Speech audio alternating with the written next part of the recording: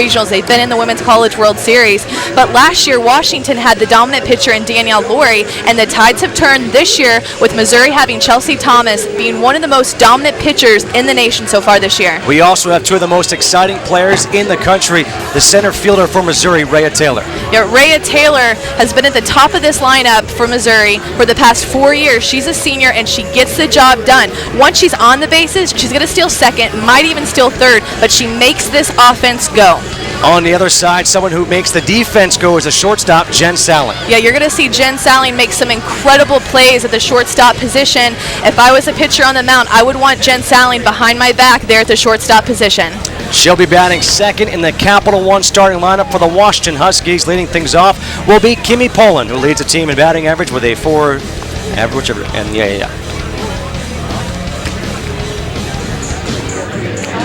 yeah, I said that.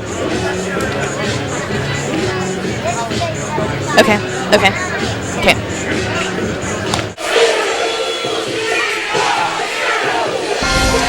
Welcome to the NCAA Softball Super Regionals, presented by Capital One. And tonight we are in Columbia, Missouri at University Field, getting set for Game 1 of the Super Regional between Washington and Missouri. Already, 5 teams have punched their tickets to the Women's College World Series. Arizona State out of the Pac-10, Oklahoma out of the Big 12, Florida out of the SEC. On the other side of the bracket, you'll see another team from Oklahoma in the Big 12, Oklahoma State, going to Oklahoma City. And, of course, Alabama, who knocked off Stanford, coming back from 0-1. And hello, everybody. Justin Kutcher alongside two-time All-American Amanda Scarborough. And Amanda, this is the last Super Regional to start, and they may have saved the best for last because the last couple years, these two teams have been some of the dominant teams in college softball. But this year, the tide has kind of turned because Missouri is now the team with a dominant pitcher. Yeah, if this was last year, we would be talking about Danielle Laurie being the dominant pitcher with Washington. However, the tables have turned because now Missouri has this pitcher named Chelsea Thomas, who has had an incredible year and has really proved herself to be one of the top pitchers in the nation.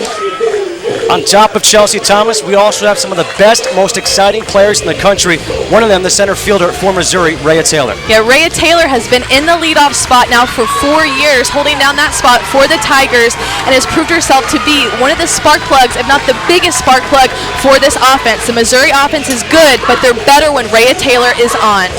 She leads the offense. On the other side, Jen Salling leads the defense for Washington. Yeah, Jen Salling is really going to be a lot of fun to watch. She makes some phenomenal plays at shortstop. I would have really liked to pitch with her behind my back when I was on the mound.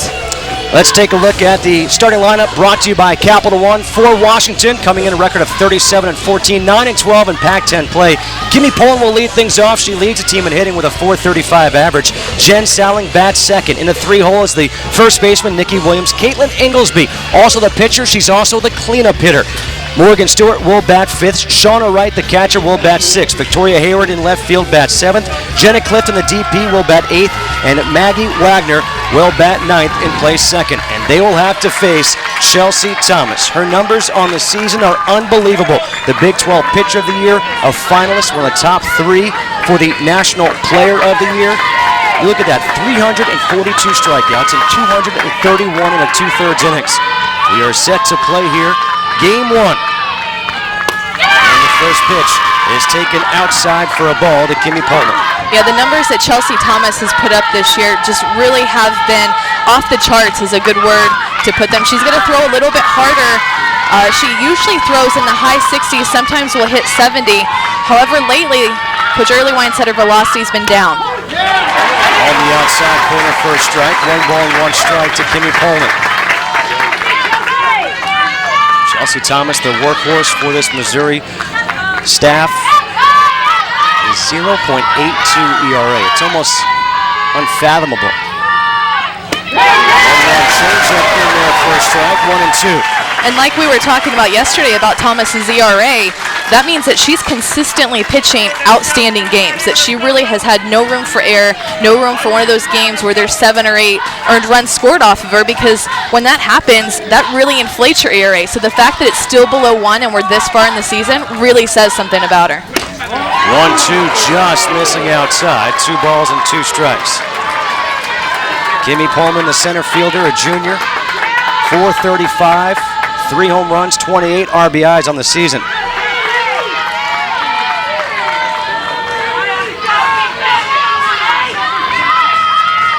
The 2-2 from Thomas. She went around. And there's the first strikeout of the ball game for Chelsea Thomas.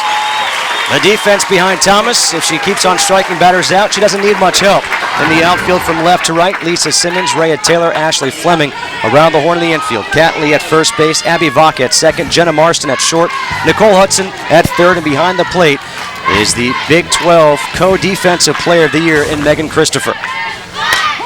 And the first pitch to Jen Salling is taken for a strike. Yeah, when Kimmy Pullman gets out there at the leadoff spot, it's almost like you have a second leadoff hitter with Jen Salling. Even though she hits a little bit more for power, she can still lay down a nice drag.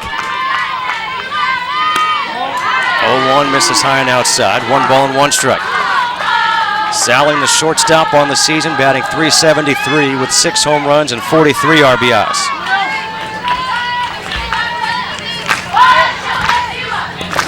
Good changeup.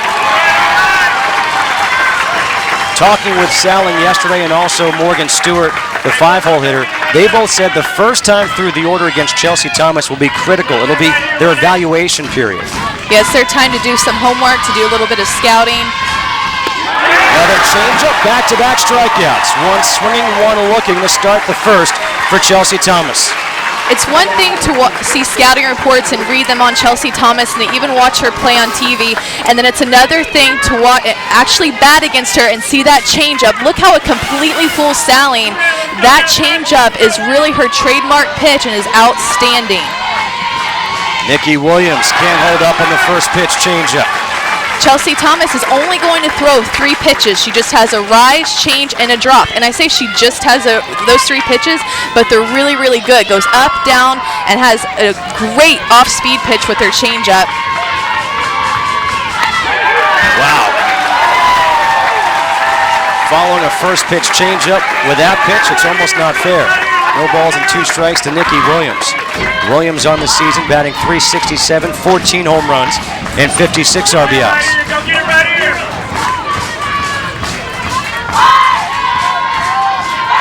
The 0-2 from Thomas. It's low and inside, 1 ball and 2 strikes. And we talk about those 3 pitches that she has and how great that they've become and she's developed them, but it didn't just happen by chance or by luck. She's worked her tail off to get where she's at. One of the hardest workers on the team has put in hours working on those pitches. 1-2, ripped down the left field line, but foul. Nikki Williams not fooled by that pitch. And it's good to see Washington accelerate on those mistakes because Thomas is not going to have very many of them, and that's kind of their game plan. They know that she's not going to miss a lot over the plate, so they're going to be very aggressive, and when they do see a pitch that's pretty meaty over the white part of the plate, they're going to jump on it. Of the 112 hits that Chelsea Thomas has surrendered this year, only 15 have been for extra bases. Called strike 3. Chelsea Thomas strikes out the side here in the first. They love Chelsea Thomas here in Columbia, and why not? When you could throw like her. Well, what does she do in the first inning? She strikes out Kimmy Pullman. Pullman can't hold up. Then Jen Salling gets fooled completely, and Nikki Williams, she gets caught looking. No score. Bottom half of the first.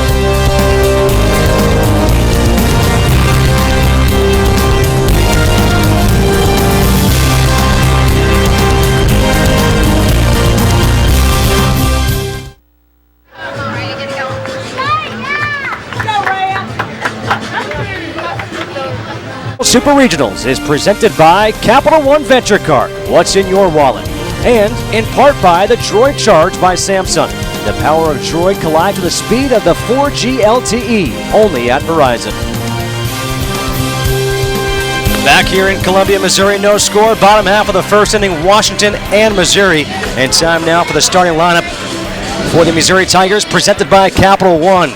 50-8 on the season, 15-3 in Big 12 play. Rhea Taylor will lead things off and play center field. Jenna Marston's bats second. Nicole Hudson in the 3-hole. Ashley Fleming will bat cleanup. Kat Lee bats 5th in the 6th spot as the DP Marla Schweisberger. Lee Simmons will bat 7th. Megan Christopher bats 8th, and Abby Vach will round out the order, batting 9th. And they will face the freshman in the circle, Caitlin Inglesby. When your teammates call you a stud in the word warrior, you know you got something going on. Inglesby pitched every inning in the Seattle Regional and picked up all 3 wins. She's got to really move the ball in and out. Doesn't have a lot of north and south stuff, mainly east to west. She's developed a little bit of off speed and has got to try to mix in her changeup here against this tough Missouri lineup. And you'll see she's pitching with a mask. That's because in the fall, she actually took a comebacker off her face, right by her eye. 47 fractures in her face. The only surgery she had to have was for a deviated septum. Rhea Taylor with the third baseman playing well in. I mean, we're talking about 30 feet from home plate against Taylor. It looks like Morgan Stewart's really challenging Taylor, saying, "Hey, put it past me, but I'm not gonna get beat on a drag bunt that's right at the plate." Rhea Taylor, one of the fastest players in the country. Everybody in the infield is in. The 0-1 from Inglesby. And that's taken low and outside. 1 ball and 1 strike. Rhea Taylor on the season batting .378 with 4 home runs and 16 RBIs. But really, she got things going. And it's tough to say that she's been struggling when you're batting .378, but she had herself a regional 10 for 12, a couple of home runs, 6 RBIs, and she also went a perfect 7 for 7 in stolen bases. 1-1, slacking the hole, short, Salling, what a play! Wow! And First play of the game when we see her defense. Exactly what I'm talking about, when she's going to not only make the routine plays, but make the unthinkable plays. Look at how quick she sidearms and gets rid of the ball, and a great stretch by Nikki Williams there at first base to keep her toes on the bag to get Taylor out. Jen Salling, her coach, calls her one of the best shortstops, not in the country for softball, but in the world for softball. The first pitch is taken up and in to Jenna Marston. Jen Salling, she was the shortstop on the 2008 Canadian Olympic team for the Olympics held in Beijing. And their first strike, 1 ball and 1 strike to Jenna Marston. Her shortstop, 2-time All Big 12 first team, batting .329 on the season with 2 homers and 20 RBIs. Coach Earlywine said she's having a little bit more of a down year, but with the freshman year that Marston had, she really overexceeded everybody's expectations with the way that she came out and played as just a freshman. So still she's batting .329, batting in the low 300s, but last year she just had an incredible year for this Tiger team. This Tiger team went to the Women's College World Series, knocking off Oregon here at home in the Super Regional. The 1-2 pitch. A chopper to second base. Maggie Wagner bobbles it, and that'll be an error against Wagner. The defense behind Caitlin Inglesby. In the outfield from left to right, Victoria Hayward, Kimmy Pullman, and Ashley Tuiasosopo. Around the horn in the infield, Nikki Williams at first base, Maggie Wagner at second. We just saw make that error. Jen Salling at short. She's a player you really have to look out for. Morgan Stewart at third base, and behind the plate is Shauna Wright. Runner on first base now for Nicole Hudson. And the first pitch changeup is taken down low for ball 1. Nicole Hudson out of Webb City, Missouri, which is just outside, about 10 minutes outside of Joplin, Missouri. Of course, the tornado that swept through Joplin. 1-0 on the outside corner, 1 ball and 1 strike. Her dad actually owns a couple of Domino's restaurants in town. They were destroyed. She said, fortunately, nobody was injured. Everyone came out alive. And you could see her almost tearing up talking about it, but at the end she said, insurance will take care of the damage. That's no problem. Yeah, she definitely ended on a high note. 1-1 is laced to left center field. Marston rounding third. She's going to be held up at third because Salling has that gun at shortstop. An opposite field double by Nicole Hudson, Missouri. They've got runners in scoring position with 1 out here in the bottom half of the first. You know, if it was anybody else that caught that relay from left center other than Jen Salling, Marston would have been there scoring. Great piece of hitting by Nicole Hudson going opposite field for extra base hit, really making things happen for the Tigers already. And now that error looks even bigger that Wagner made at second base. That was a routine ground ball to second. Now the Tigers really have something going. This Tigers team, they say if we score 1 run, we feel like we're going to win the game because their starting pitcher has an ERA sub 1. The 13th double of the season for Nicole Hudson brings up the cleanup hitter in Ashley Fleming. Second, third, one out, bottom half of the first. Game 1 of this best of 3 Super Regional between Washington and Missouri. Infield is in. And the first pitch, foul ball, 0-1. You know, between Nicole Hudson and Ashley Fleming, I've seen these players hit for the past 2 years now, and they have such power. Their swings are so pretty, and when they make contact with one, they can really send it far.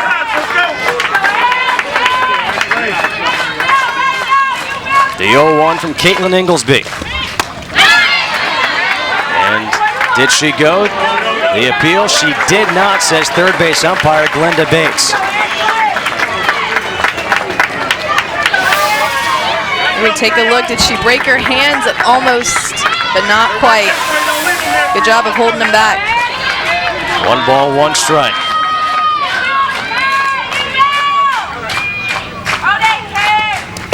In the dirt. Good stop there by Shauna Wright. 2-1. Shauna Wright, just a sophomore, but has really proven herself back there. Last year did a tremendous job of catching Lori.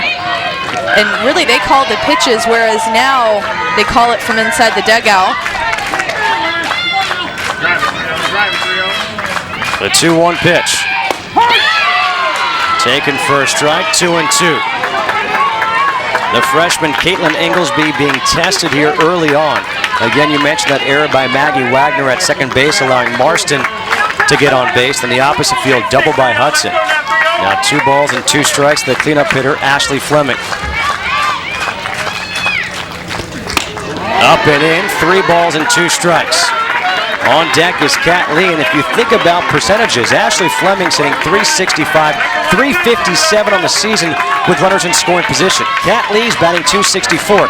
If you walk Fleming here, that's not the worst case scenario. No, not at all, and then that sets up a force at home and a force at any bag. The payoff pitch.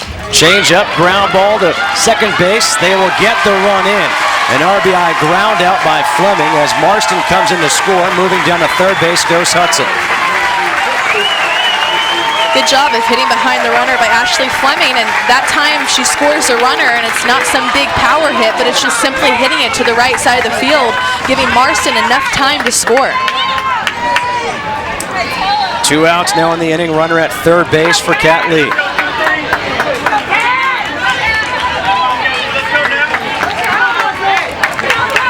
Kat Lee, a senior, batting .264. 7 home runs, 29 RBIs.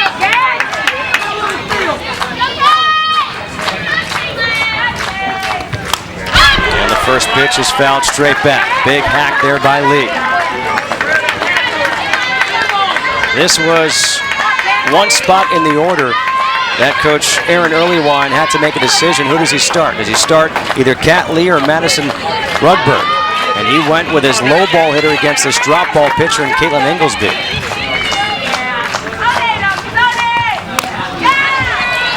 You know, already Inglesby is really working that off-speed pitch, and I can tell you that's going to be a critical pitch, and having success against Missouri, it's a critical pitch these days against any team, but specifically a big power-hitting team like Missouri has the potential to be.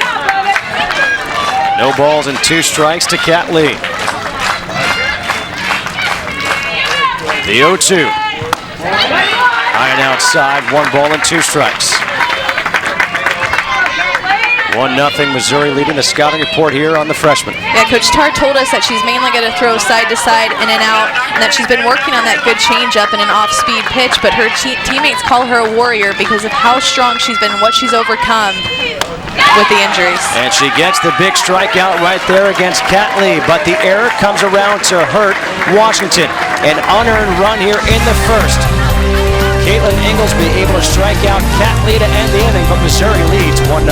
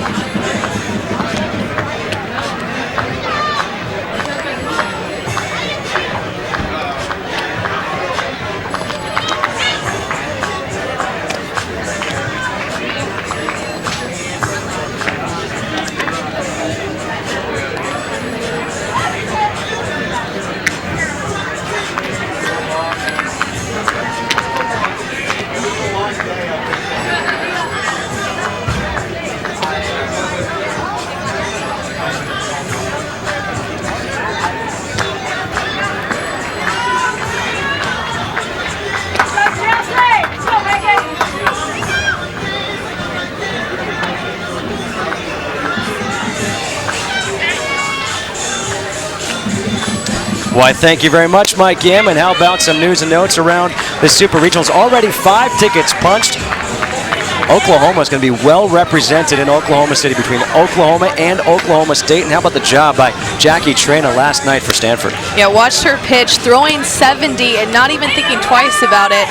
The way that she can throw the ball, Alabama might go a long way with her and Kelsey Dunn. Here in Columbia, Missouri, it is 1-0.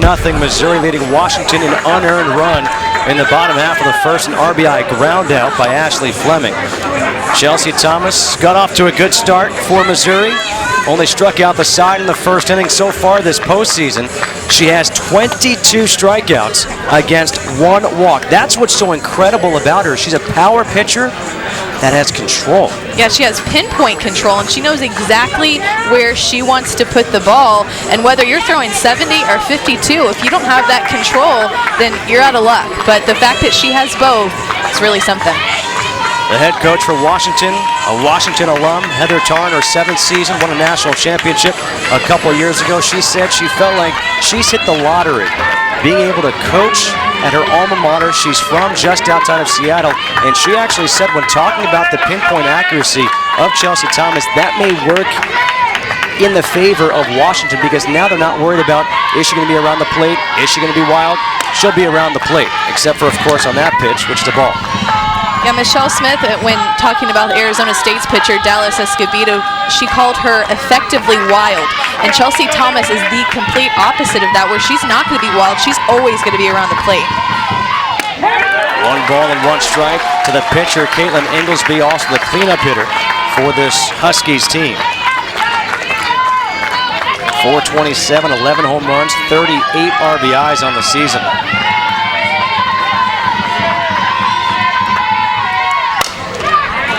Late on that pitch, 1 ball and 2 strikes. Caitlin Inglesby, you look at her, what she's done in the circle, having to replace Danielle Laurie, and then now she's hitting cleanup for this Huskies team. I mean, she really is doing everything for this team. Yeah, you see her there with her back foot on the very back of the line, which all of the Husky hitters have been doing. I even noticed that Jen Salling did it in the left-handed batter's box. But yes, the numbers that she has put up there in the cleanup spot have really been something too. And you don't want to compare to Danielle Laurie with the numbers offensively and defensively, but she's getting it done on both sides of the ball. 2-2, ground ball to shortstop. Marston makes the play, 1 away here in the second. And coverage of the NCAA Softball Super Regionals continue on ESPN tomorrow afternoon with a pair of games. First at 1 Eastern, Game 2, as number 7 seed California takes on Kentucky. And if necessary, at 3:30 Eastern, it'll be Game 3. The NCAA Softball Super Regionals presented by Capital One on ESPN tomorrow afternoon. The NCAA Softball Super Regionals also available online at ESPN3.com. First pitch strike to Morgan Stewart, 0-1. Morgan Stewart, the senior third baseman. On the outside corner, quickly, no balls and 2 strikes to Morgan Stewart. Thomas doesn't waste any time in getting ahead of you. She wants to be in control of every at-bat, and so far I think she has been in control of every bat, getting ahead at 0-2, 1-2. The 0-2 pitch in the dirt, 1 ball and 2 strikes to Morgan Stewart on the season, batting .270, 7 home runs and 29 RBIs. Yeah, there in the postseason, you see 22 strikeouts in the postseason to just 1 walk. Change up. It's pulled foul down the third baseline. Morgan Stewart talking to her about winning that national championship a couple years ago. It was one question I've always wondered, that when you win a national championship, at what point does it hit you? She said it hit me on the flight back home. I was listening to my iPod, and next thing I know, I started bawling my eyes out. 1-2 is up and away, 2 balls and 2 strikes. I mean, it's got to be an emotional thing with how hard you work day in and day out, and it's something that you get to share, not just by yourself, but you get to share it with 20 to 25 other people, including the support staff and the coaches, your weight coach. 2-2 from Thomas, chopped towards first base in foul territory.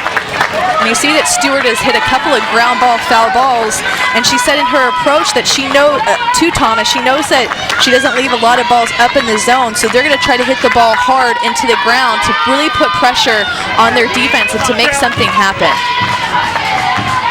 Another 2-2 pitch from Thomas. Chases the rise ball. 4th strikeout of the game for Chelsea Thomas. You can update that graphic now to 23 strikeouts against 1 walk. 2 away here in the second. Brings up Shauna Wright, the catcher.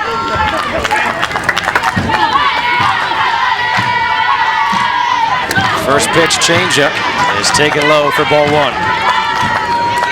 You saw Thomas strike Stewart out on that rise ball, and I think that she could tell that Stewart was looking down, trying to hit the ball into the ground, and then she said, you know what, I'm just going to go up with my rise ball and I'm going to get you there. 1 ball and 1 strike to Shauna Wright, batting .218 with 7 home runs and 29 RBIs. 1-0, Missouri leading Washington here, top of the second. Changeup, great changeup from Chelsea Thomas. It's amazing. We saw her a couple years ago in the Super Regional against UCLA. The difference in the type of pitcher she is today from 2 years ago is staggering. Yeah, she definitely didn't have that pitch right there when we saw her in 09. The 1-2. Down to third baseline, but foul. A good play nonetheless by Nicole Hudson. And she just really works so hard to get to the point that she's at. She even looks different physically. We saw her 2 years ago, but she just looks more athletic. She really tried to get herself into shape, not just pitching-wise, but just overall athletic-wise, and you can definitely tell with her appearance. 1-2 just missing, and you could see the batter, Shauna Wright, kind of flinch at that pitch. It just fools you right out of her hand because she releases it almost the same way that she releases her peel drop ball. Really fools the hitter. Another 2-2, got her looking. 5 of the first 6 outs in the ball game recorded by Chelsea Thomas have been via the strikeout. The state of Missouri, 1 state, 1 spirit, 1 Mizzou. We'll have that story when we come back.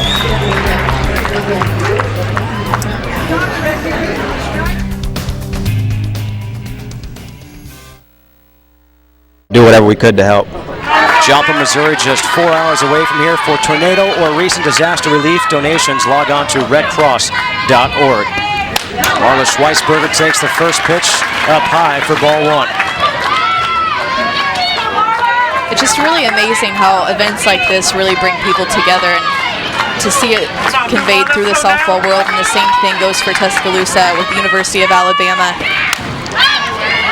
Schweisberger pops it foul. You were actually in Tuscaloosa a few weeks ago after the tornado struck through there, and you saw that devastation firsthand. Yeah, it's really one thing to see it on TV and hear the media talk about it, and it's another thing to actually see it in person. And it's just absolutely devastating, and to imagine what used to be there, and the trees and the buildings, and for it not to be there anymore is just, it's kind of just an eerie feeling. 1-1 is in the dirt. 2 balls and a strike to Marla Schweisberger, the DP in this lineup for Missouri. Schweisberger, .330, 3 home runs, and 30 RBIs.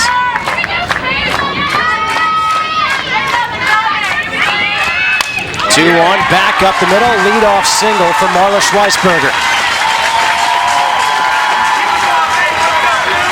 Going back to Tuscaloosa and what we saw there, when they won last night, the celebration there was incredible.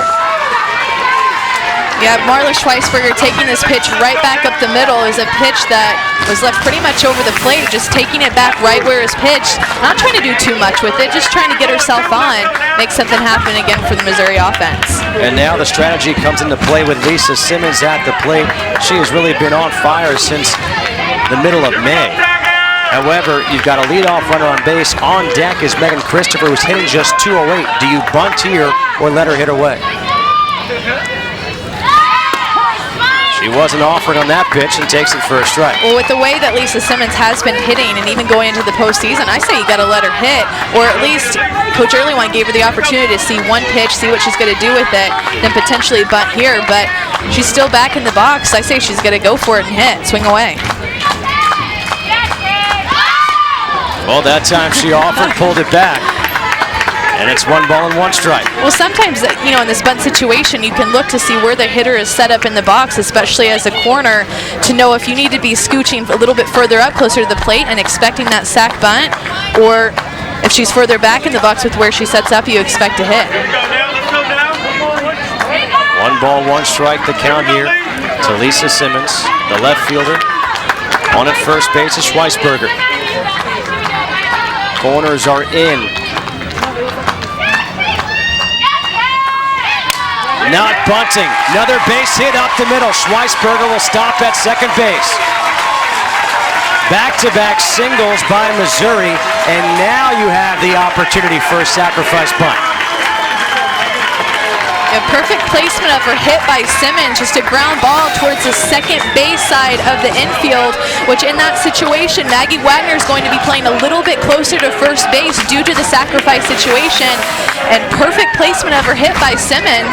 Once again, not trying to do too much, just trying to get the ball through the infield. Now a conference in the circle, and again, you've got a freshman in the circle in Caitlin Inglesby. And Amanda, you've been in this situation. You pitched in the Super Regional when you were a freshman. What is it like with all that pressure doing that? Well, the way that Heather Tarr describes Inglesby, she just seems to keep things simple. And I was a pitcher who did not keep things simple. I was a little bit in my head. The crowd just, it's just a different atmosphere to be in the Super Regional, feeling a lot is on the line. But also as a freshman, ignorance can be bliss. So as a freshman, I didn't really understand the magnitude of what I was trying to play for to get to the Women's College World Series. So I was just out there pitching. It wasn't until, we were done with the Super Regional and the Women's College World Series was on TV, and I was like, man, that's what I was trying to get to play for. So ignorance can be bliss, especially as a freshman. Megan Christopher at the plate, runners on first and second, nobody out, bottom of the second. Christopher showing bunt, pulls it back and takes it first strike. Christopher on the season, just 208 with 2 home runs and 8 RBIs. And the biggest compliment that Coach Earlywine can give to her is that to have somebody who's hitting 208 in my lineup means I love her defense that much.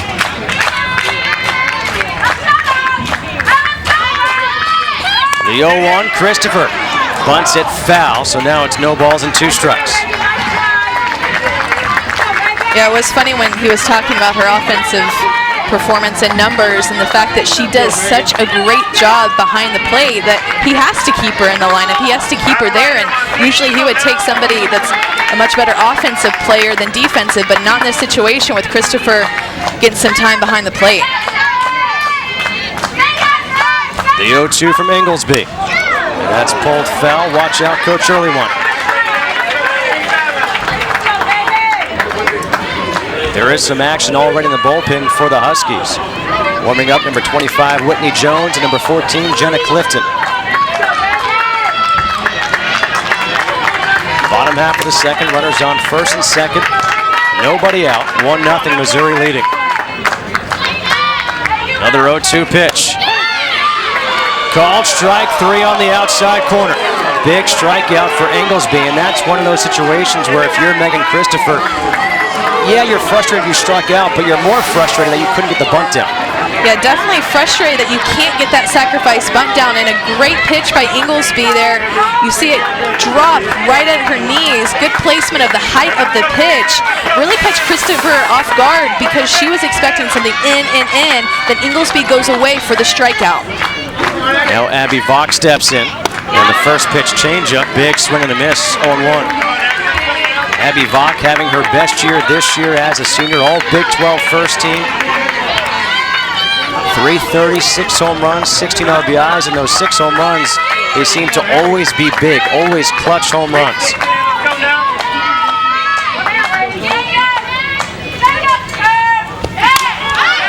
Chasing the high one, fouls it away. No balls and 2 strikes. Yeah, and this has been by far the best year that Vaughn has had, but Coach Earlywine still leaves her in that 9-hole because she's comfortable there. That's where she likes to be. She almost serves as a second leadoff hitter sometimes there in the 9-hole, but has really had some clutch hits, and good for her. She's a senior. She works hard. The girls really respect her on the team for how hard she works. 0-2 changeup, called strike 3. Back-to-back strikeouts by Caitlin Inglesby. 2 away now in the second. You talk about Inglesby being a freshman. She's not pitching like a freshman right now in a big-time situation. Here you see a changeup, just really buckles Vaughn. She's getting way out there on her front foot, but Inglesby stepping up and rising to the occasion in a big-time super regional situation. Rhea Taylor steps in, grunted out to shortstop her first time up. First pitch, hit to Salling, makes the play easily. And what a job by Caitlin Inglesby. Gives up back-to-back base hits to open the inning. Leaves those runners stranded. We're through 2. 1-0, Missouri on top of Washington. It's going to be a great fan support there in Oklahoma City with 2 Oklahoma teams going to be there. 1-0 as we go to the top of the third. Missouri leading Washington here in game 1 of this best-of-3 Super Regional. Victoria Hayward leading off and fouls the first pitch back against Chelsea Thomas. So far, Chelsea Thomas has been perfect, and she has not allowed a ball to leave the infield. Heck, there's only been 1 ball really put in play. She has 5 strikeouts of the first 6 outs. Corners are in against Hayward. On the outside corner. Nope, just high. And it's 1 ball and 1 strike. Here at University Field in Columbia, Missouri, game 1 of this best-of-3 Super Regional. Justin Kutcher alongside 2-time All-American Amanda Scarborough. The 1-1 pitch. Ground ball to shortstop. Marson has to hustle, and she does just beat the runner, Victoria Hayward. While defending champ Dario Franchini, Helio Castronueves, and Danica Patrick return to the sport's biggest stage, the Indianapolis Motor Speedway, for the 100th anniversary of the Indianapolis 500. Coverage begins tomorrow at 11 a.m. Eastern on ABC. The telecast is presented by GoDaddy.com. 1 away now for Jenna Clifton.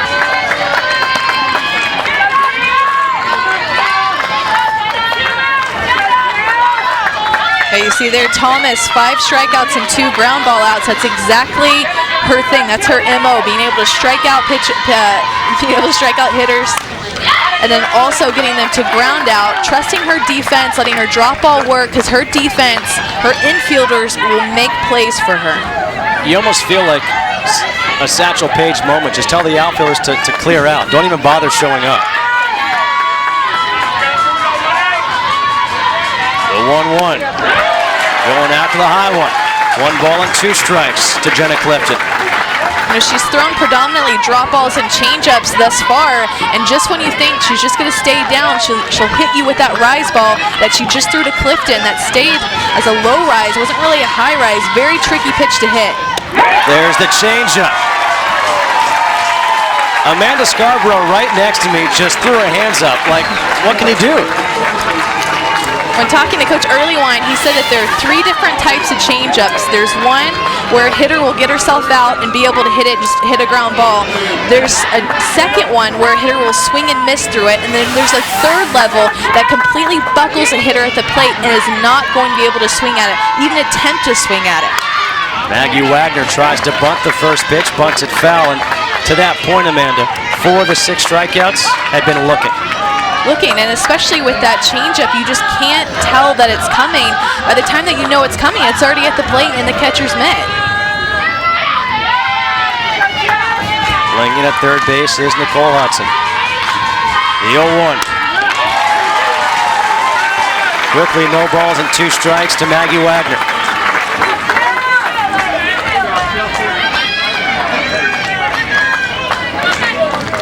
For all you non-Missouri softball fans, Chelsea Thomas is just a redshirt sophomore. The 0-2, and she offers. 2 strikeouts in the third. She's got 7 through 3. We are through 2.5 here in Columbia. It is 1-0 Missouri on top of Washington.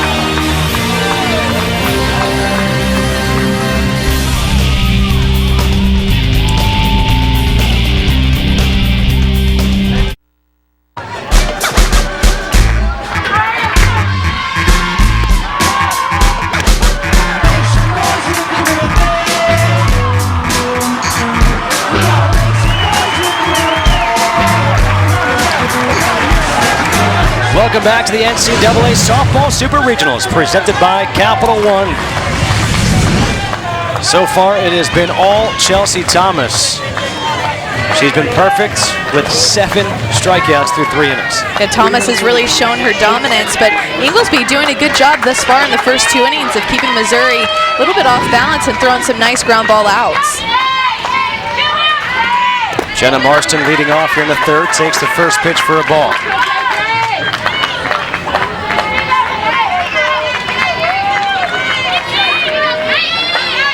Marston reached on the error her first time up, came around to score.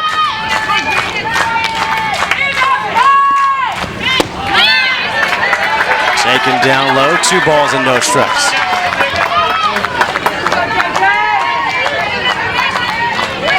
Marston, a hitter who rarely strikes out, only 14 strikeouts and 167 at-bats, and Coach Earlywine says he likes her in that 2-hole and then Hudson following because they don't strike out a lot. And their first strike, 2-1 from Inglesby. And now a little meeting by the battery, Caitlin Inglesby and Shauna Wright. And just to go a little more in depth about this freshman, Caitlin Inglesby, she's actually 80% hearing impaired. You'll see she has those hearing aids. She's wearing the face mask because she had the ball come and hit her right in the face. 47 fractures in that face, had to have her septum repaired. That's it, she'll have to have it done again after the season is over. But she has overcome so much and has been so important to this Huskies team. 2-1, popped up, shallow left field, Salling makes the catch. You know, a lot of people after that might not have even gotten back out there on the mound, and that shows that warrior-like mentality that her teammates describe her as, just to get back out there, because after getting hit in the face, when you're on the mound, it takes a lot of guts to get back out there and still be able to have a successful year like she's having this year. Nicole Hudson steps in. She doubled her first time up.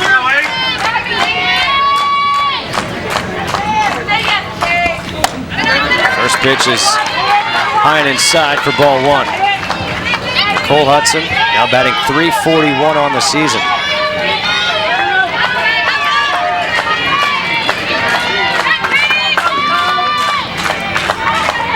The 1-0 from Inglesby. And their first strike, 1 ball and 1 strike. What are you seeing so far from Inglesby? So far, she's really keeping the ball down when she throws it down, and I'm actually seeing more rise balls out of her than I thought that we would see with the way that Coach Heather Tarr described with what she would throw. And doing a good job of mixing speeds, just like that. And when she does mix speeds, I like it that the fact that it moves down. When she throws her changeup or that off-speed pitch that she's throwing, it doesn't sit up in the zone, which would be a lot easier of a pitch to hit. It has that down movement, which she'll be able to use her infield, like I said before, and throw some ground balls. A 2-1 delivery. Inside, now 3 balls and 1 strike to Hudson with Ashley Fleming on deck.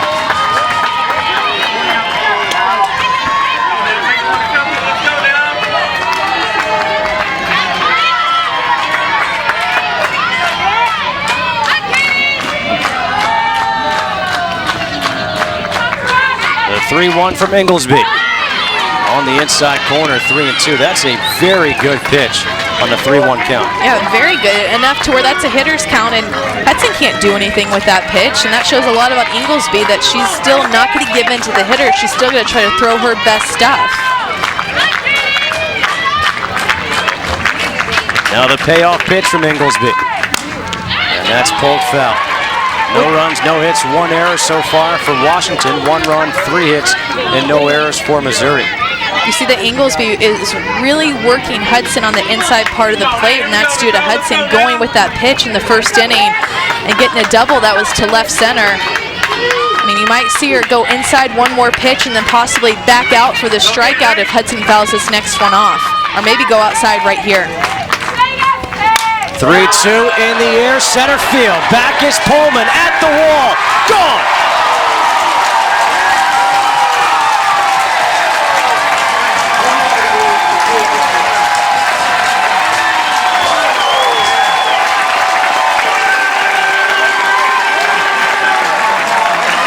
Maybe Nicole Hudson was thinking along with you. And that's why it took her a long time to go back to the outside part of the plate, because Hudson already established that she can hit that side of the plate. Here was a screwball that got up right in Hudson's wheelhouse, right where she could just throw her hands and hit it to the center field scoreboard. That ball went a long way. 13th home run of the season for Nicole Hudson. She and her family have been so much with the Tornadoes in Joplin, and that smile says it all right there. First pitch is up and in to Ashley Fleming. Yeah, you know that's got to feel good for her. She said that she was overwhelmed by the support that the Missouri fans and the Missouri community had given Joplin. And it just really means a lot for her to be able to come out here and play and kind of had that release of emotions after everything going on. Fisted foul by Ashley Fleming. And going back to Inglesby, if you're going to make that mistake, you might as well do it when nobody's on. Just a solo home run isn't going to hurt you as bad as, you know, walking someone and then Ashley Fleming gets up and hits a home run, becomes a 2-run homer versus a solo. At least when she hit that, nobody was on. Good pitch on the outside corner, changing speeds again. 1 ball and 2 strikes now against Fleming, who had the RBI ground out her first time up. Yeah, I do like that pitch from Inglesby. It really seems to fool the Missouri hitters. There's just something about it where she doesn't slow down her motion and has a nice follow-through with her arm that really sells it. Ground ball to first base. Williams will take it herself. And there are 2 outs here in the 3rd. Coverage of the NCAA Softball Super Regionals continue on ESPNU tomorrow afternoon. First at 3:30 Eastern, Game 2 of the Georgia-Baylor series. Then, if necessary, at 6, it'll be Game 3. The NCAA Softball Super Regionals presented by Capital One on ESPNU tomorrow afternoon. Every game of the Super Regionals and, of course, the Women's College World Series in high definition. Cat Lee takes the first pitch high and outside for ball 1.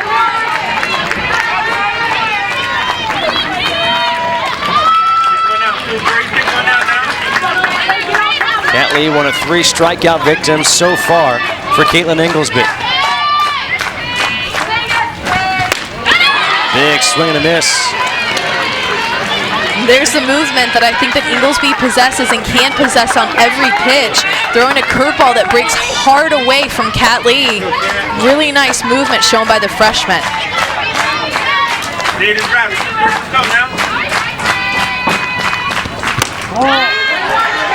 A little bit too far outside. 2 balls and 1 strike.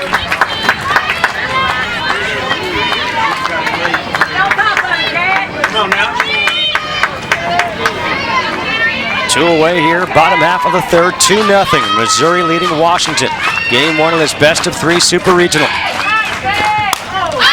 Pop up behind home plate. Right, has some room and now it drops. That's a foul ball that's just in the air for way too long to let it fall between 3 Husky players. Somebody's got to call it there. If I'm Morgan Stewart, that's my call right there to call the catcher off. He has a much better angle at it coming in. You see Wright try to go for it, and I don't think that anybody was really communicating for it. And at this spot in the postseason, somebody's got to be calling that. Every out, every error is vital in the postseason when you get to this stage in the game. Another 2-2 pitch. Outside, now 3-2. You're already trailing 2-0. It's obvious Chelsea Thomas is on her game in the circle for Missouri. Now if you give this Missouri team another opportunity, you can really be kicking yourself. Yeah, you don't want to give them any more chances than they already have, any more outs than are already in the regulation of the game. The payoff pitch. Gets her chasing a rise ball out of the zone. The damage was done, though, in the inning. A home run by Nicole Hudson. When we come back, we'll speak with the head coach for Missouri, Aaron Earlywine. In the bottom half of the 3rd, Nicole Hudson on a 3-2 pitch. Hits one out to straightaway center field. Gives Missouri the 2-0 lead as we go to the 4th. And we now welcome in the head coach for the Tigers, Aaron Earlywine. And Coach, just looking at that home run by Nicole Hudson, you talked to us yesterday about your batters making adjustments at the plate. How about Hudson making the adjustment in that at-bat?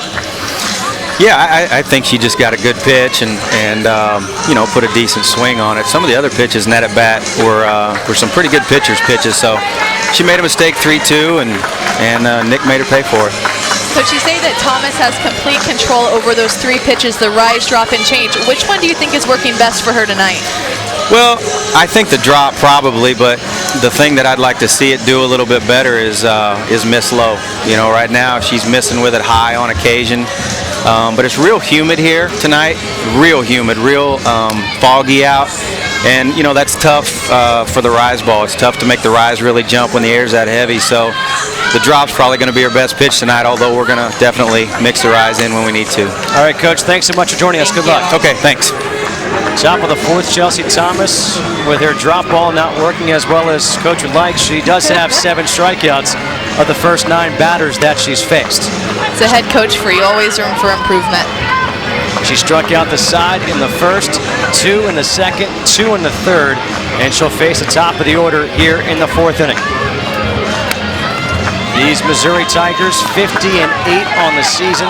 They're trying to go to their 3rd straight Women's College World Series. Yeah, there you see the Women's College World Series appearances, and Missouri has really done a good job of getting back there year in and year out, and that's due to a big part of Coach Earlywine's coaching and really coming in and turning this program around. It's really been ever since he took the helm that Missouri has kind of just risen to a complete new level, and with the number of appearances that they have, now they can recruit better players, they have more exposure on TV, and they can get players from all across the country instead of just locally here in Missouri. Kimmy Poland shows bunt, pulls it back, and takes the first pitch for a strike. Coleman struck out her first time up. Now batting .433 on the season.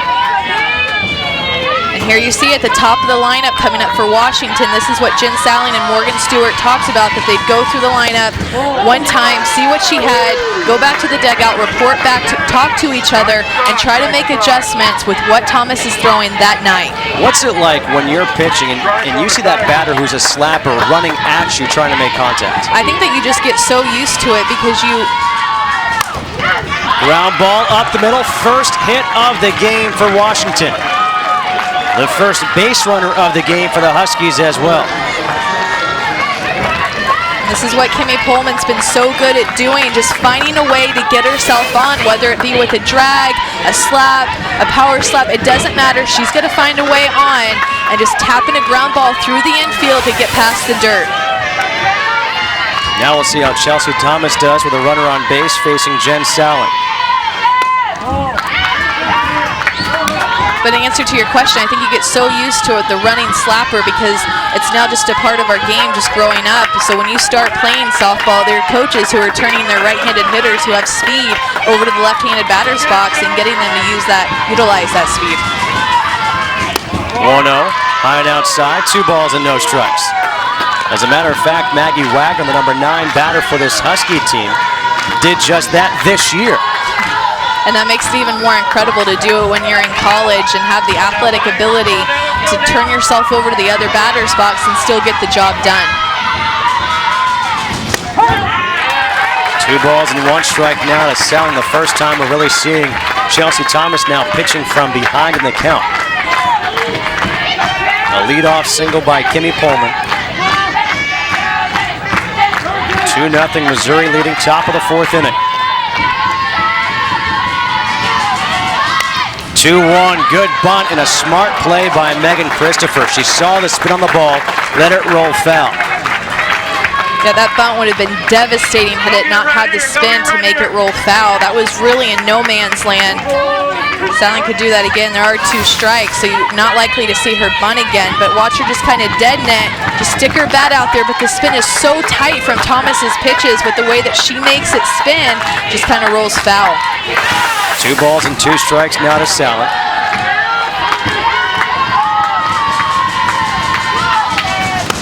And a swing and a miss, strike 3. Second strikeout for Salling in the game, the 7th strikeout for Thomas.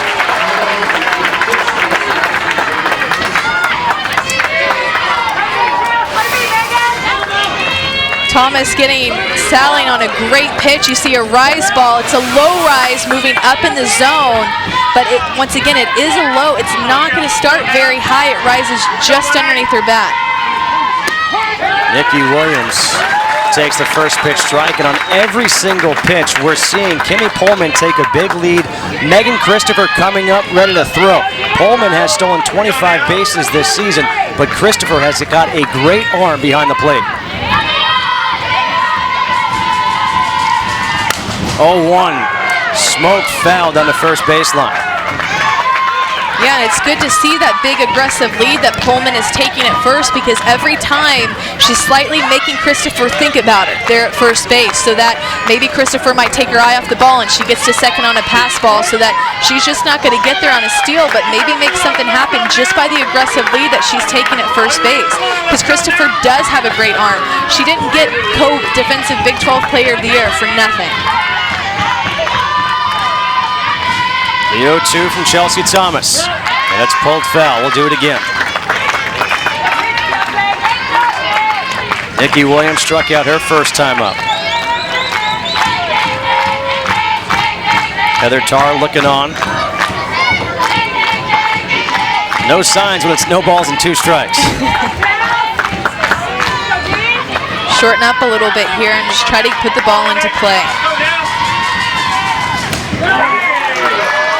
Looks at ball 1. These fans here in Missouri thought that was strike 3. So did Megan Christopher. Actually stood up and turned around, asked the home plate umpire, Jeff Sloan, where was it? It's a nice pitch with down movement, but you can see that it missed over the plate. If anything, I guess that pitch was a little bit down. Good 0-2 pitch, though. 1-2 rise. Able to check her swing is Nikki Williams, 2-2. You can see that Washington's having a few more foul balls. They're really challenging Thomas a little bit more to come through the zone and just having a lot better swings and cuts at the plate, which can get into Thomas's head. 2-2, ground ball to second base. A bobble, they will get the out at first base. Abby Vach able to recover in time. Down to second base goes Pullman. It's a tough play for a second baseman because Pullman is running right in front of her. Just a ground ball that's rolled over by Williams. But with Pullman running from first to second, makes it a little bit tougher for Vach. Slightly takes her eye off the ball, looking at Pullman running there to second base, but good job of sticking with the play to get the out. That is a big vital out for the Tiger defense. 2 away now for Caitlin Inglesby. A changeup is taken for ball 1. With one swing of the bat here, Inglesby can tie this game up for her. Yeah, and that's really the cool thing about being a pitcher that hits too, is that you always have an opportunity to help yourself out, especially in a big game like this. You gave up a home run. You could really help yourself out right here with a big hit. 1-0 changeup on the outside corner, 1 ball and 1 strike. But it's going to be tough to do with Chelsea Thomas throwing her changeup just like that. Beautiful pitch that completely fools Inglesby right in the outside corner. And now a timeout as Heather Tarr wants to come in and speak with the home plate umpire.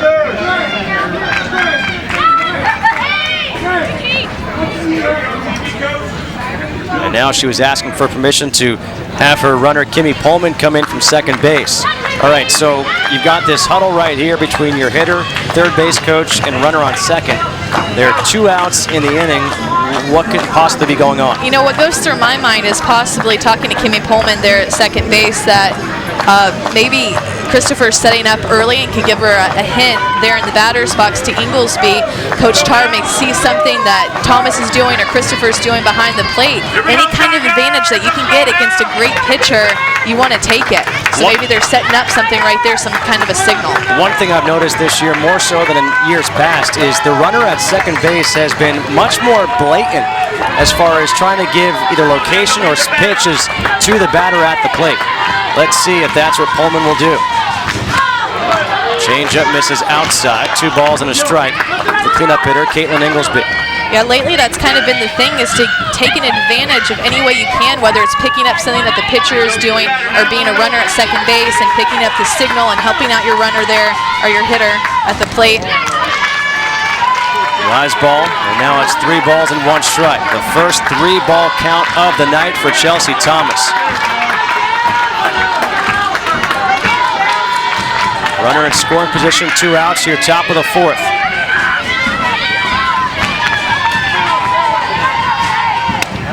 And a rare walk issued by Chelsea Thomas to Caitlin Inglesby. First and second, 2 outs now for Morgan Stewart. And Chelsea Thomas pretty much holding true to form. 8 strikeouts, 1 walk right now. She was due for one. Morgan Stewart fouls off the first pitch, 0-1. You're Morgan Stewart, you're the senior, you're the experienced player for this team, and I'm sure that she would love nothing more than to get a big hit right here to put her team on top. With Pullman there at second base and 2 outs, she's running on the swing, so it's almost guaranteed that anything that makes it to the outfield, Pullman will score. Another foul ball. No balls and 2 strikes.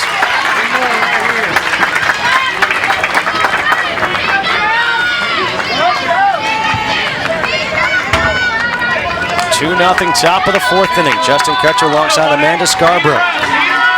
Game 1 of this best-of-3 Super Regional. The 0-2. Going with the rise ball, 1 ball and 2 strikes. We even saw Christopher get big time up out of her squat there for that rise ball, really telling Chelsea, get it out of there. It's 0-2. We want this pitch to be very high. I might say look for a change-up here. 1-2, pop down the right field line, foul. And it stays 1 ball and 2 strikes. That's a pitch she's definitely going to have to utilize more with the Husky hitters, getting on to her just a little bit here in this inning and seeing the ball a little bit better. I would go to that changeup a little bit more, especially in this situation. She's a senior. She's already proved that she's being aggressive in the at-bat, swinging at the first 2 pitches, and with the runner in scoring position, I would throw that changeup and catch her off guard. The 1-2 from Thomas. There is the changeup, and it's pulled foul. You know, Stewart doing a really good job of getting a piece to that. There hasn't been a lot of changeups that Thomas has thrown so far in this game that somebody has gotten a bat to the ball. All right, you said changeup last time. What do you come with this time? I think I come with a rise ball up and in.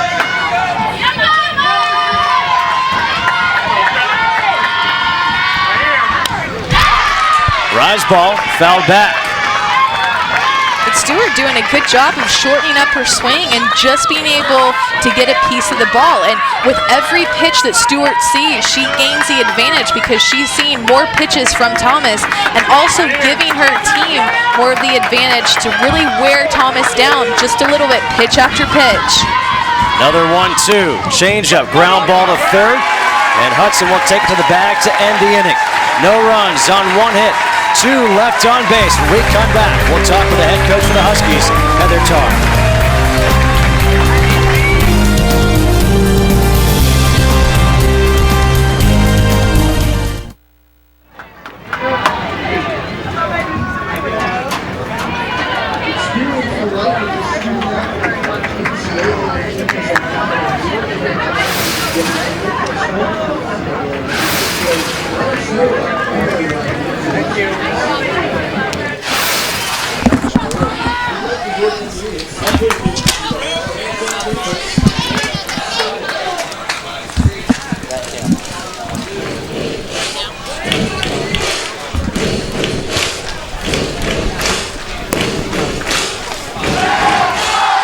Hey, Coach, can you hear us? Yeah.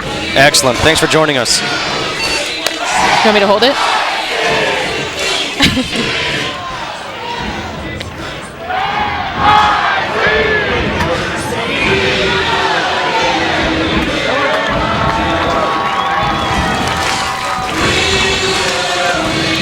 Back here at University Field in Columbia, Missouri.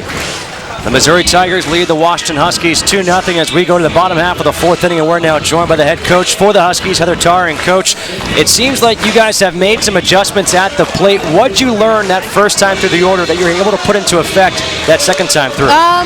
Well, she's obviously going with her change a lot, so we were just trying to see the ball pretty good and put good swings on good pitches and not let the changeup kind of scare us from swinging.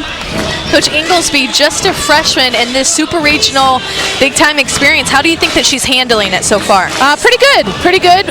Probably missed a spot a couple times, but it's a big game and a good time or a good experience for her. So we'll see how she does. All right, Coach, thanks so much. Good luck. Thank you. The Washington Huskies on the season, 37-14, 9-12 in Pac-10. They finished in a tie for 6th place. But they're the 2009 champions, and they've got that incredible shortstop in Jen Salling. We've already seen the first play in this game tonight on the defensive end was a highlight reel play. Yeah, incredible play, and I'm sure that we'll see more to come either today or tomorrow. But you see that 9-12 record that they had in the Pac-10, and when talking to Jen Salling and Morgan Stewart about it yesterday, they said that they didn't really think much about the Pac-10 record of being 9-12, that it's a losing record because the Pac-10 is tough. But what matters to them is that with every game, they learn something from it, that every series is a process. Our softball game is a process where you learn something from it every single series, and Coach Tarr has really taught them that, not so much to look at the record, but what did we learn from it, and where is that going to take us to bigger and better things. And I thought it was very interesting because you lose a player like Danielle Laurie, National Player of the Year. They won a national championship 2 years ago. And what are your expectations? And they all said, national championship. Once you win one, you can't go back. Yeah, didn't even hesitate with that answer when you were asking them that question. Marla Schweisberger to lead things off and takes the first pitch for a strike. Schweisberger singled her first time up, was stranded at second base. That was a big inning for Inglesby. Gave up back-to-back singles to open up the second, then struck out the next 2 batters and retired Rhea Taylor to end the second. Check swing, did she go? The appeal to first base, and John Kernack says no, she did not. Yeah, she did get out of that inning, and pretty much with ease. She had a couple of strikeouts and then threw a ground ball out. And it's in that situation where she could have really folded and given up a big home run. Instead, she gets out of that situation just as a freshman. Good off-speed pitch, 1 ball and 2 strikes. And handles it like it's nothing. And I talk about giving up that solo home run to Nicole Hudson and just 1 run versus where if she would have given up a home run in that situation with runners on, this game would be a lot different of a feel to it. It'd be a different situation. 1-2 is down low, 2 balls and 2 strikes to Schweisberger. Marla Schweisberger in the 6th spot, batting .330 coming into this game.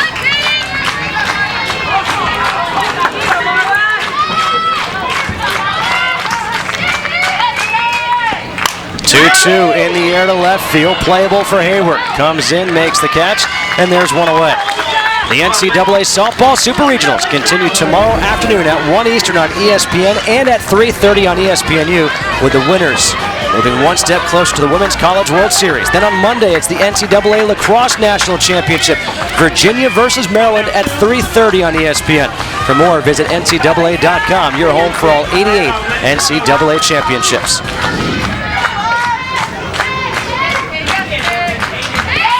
Lisa Simmons takes the first pitch low and outside for ball 1. And I almost feel, since Nicole Hudson hit that home run in the 3rd inning, that Inglesby's throwing a little bit harder. I feel like she has a little bit more of a pop on her ball. Ball's getting there a little bit faster, these Missouri hitters. Bunted foul. 1 ball and 1 strike to Simmons. It was an interesting approach as to why Coach Earlywine likes to put Lisa Simmons down there in that 7th spot in the order. And he said it's because she's left-handed, and it breaks up the consistency of right-handed hitters that he has there once you get past Ashley Fleming. He said that he doesn't want to get a pitcher too comfortable in the lineup throwing just to right-handed hitters, right-handed. He wants to break it up to make the pitcher think a little bit and work even harder. Swing and a miss, 1 ball and 2 strikes. How much would you think about that when you were pitching? You know, I really don't think it's something that you think about consciously, but it's something where you have to mix your pitches just a little bit more and throw to a left-handed hitter maybe a little bit differently than you would throw to a right-handed hitter. And I think there is some truth to that it does break up the monotony of just seeing one-sided hitter up there at the plate. 1-2 is up high, 2 balls and 2 strikes. Did you feel more comfortable pitching to a righty versus a lefty? I think that I actually felt more comfortable throwing to a righty, and I think that's fairly common with a right-handed pitcher. Sometimes struggle throwing inside to a lefty, and if you're able to do that as a right-handed pitcher, especially as a young right-handed pitcher, you're really going to go pretty far, because a lot of right-handed pitchers will get scared to throw, say, a curveball inside to a left-handed hitter because it'd be moving into them. You have that fear of hitting them or getting too close, and it's not just something that happens with me. I think that's something that's pretty common, where even collegiate pitchers are working on that day in and day out to get comfortable throwing on the inside part of the plate to a lefty. 2 balls and 2 strikes here to Simmons. 1 away in the 4th. Just missing as the Washington infield thought they were about to throw that one around the horn. 3 balls and 2 strikes now to Simmons. It's a nice spot by Inglesby, and as a pitcher, you definitely want that pitch to be called. You don't want to have to bring it in any further onto the plate than you have to. Now the payoff pitch, and it's pulled foul. You mean as a pitcher, you don't want every pitch called? As a pitcher, yeah, you get kind of greedy with the pitches that you want called, and I get a hard time about that with some other play-by-play people I work with, really kind of wanting that pitch to be called for the pitcher. But I was a hitter too, so I see both sides of it. I mean, as Simmons up there, you don't want that pitch to be called and get called on a tough strike, but as a pitcher, you really want the ones that are close to be called. 8th pitch of the at-bat coming up. Pop up, infield, first base, Williams in foul territory, and there are 2 away here in the 4th inning. Good job of Inglesby of sticking with Simmons after foul ball and not giving in to her. You saw her make a couple of really good pitches there on the outside corner that could have easily been called strikes, but she didn't give in to Simmons in that at-bat. And props to the freshman for sticking with her. And since the home run, she's retired 4 in a row. Megan Christopher stands in, and she chased the first pitch, 0-1. Christopher struck out looking her first time up, unable to get that bunt down. Here at University Field in Columbia, Missouri, Justin Kutcher alongside 2-time All-American Amanda Scarborough. Game 1 in this best-of-3 Super Regional between the 12-seed Washington Huskies and the 5-seed Missouri Tigers. On the outside corner with a changeup, and it's quickly no balls and 2 strikes. Really nice changeup there by Inglesby, and she just really sells it with the way that she brings her whole body through with that little hop at the end. Really kind of can fool the hitter. 0-2, got her swinging. A 1-2-3 inning worked by Caitlin Inglesby. That's a big-time job by the freshman. You think about what they did in the top half of the inning. They started getting to Chelsea Thomas. She works a 1-2-3 in the bottom. She says, I want to see my pitch in the K-zone too. Absolutely, I would want to too. I think that's going to be a great little asset to have in the Women's College World Series. Shauna Wright takes the first pitch for a strike, and we went to break talking about how important it was for Inglesby working the 1-2-3 bottom half of the 4th. This inning could be crucial for Chelsea Thomas to see how she responds to her first time struggling in that 4th inning. Yeah, this is a big inning for her because in the 4th inning, she didn't really look as sharp, and it was due to the pressure that the Huskies were putting onto her pitches. They're fouling off a lot more pitches that were around the zone, doing a really good job kind of getting onto her. Good pitch right there. 1 ball and 2 strikes to Wright, who struck out looking her first time up.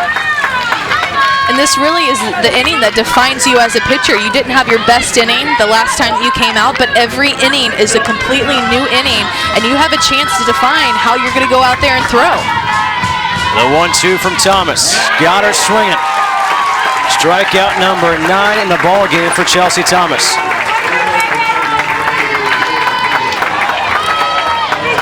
Chelsea Thomas has been living on that drop ball pretty much all night. You see it just fall off the table. It's a great location for when you're that ahead in the count. Great job by Thomas throwing that drop. Victoria Hayward Takes the first pitch for a ball. Just to update the stats for Chelsea Thomas here, she now has 351 strikeouts in 236 innings. 1 ball and 1 strike. Think about that. Oh, I'm thinking about it because I wasn't a big strikeout pitcher. So to me, those numbers are kind of an odd.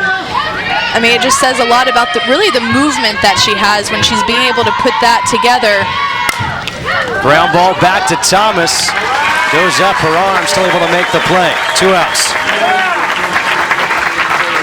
When you're able to put speed and movement together into one pitcher, it just really defines you. And being able to not only have those 2 things, but being able to locate those pitches just so precisely that you and your catcher know exactly where that ball is going to go every time.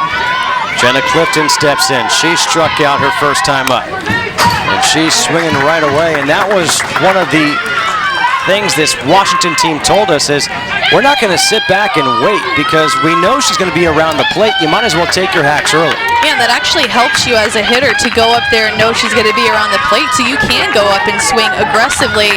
And they're not going to swing really big because Chelsea Thomas only has 15 extra base hits off of her this year, 7 of them only being home runs. So they know that they can't swing really big. They're not going to change the way that the game has gone so far for Thomas this year, but they're going to try to put the bat on the ball and string a ton of singles together to have their chance to score. 1-1 rise ball is chased and missed by Clifton. 1-2.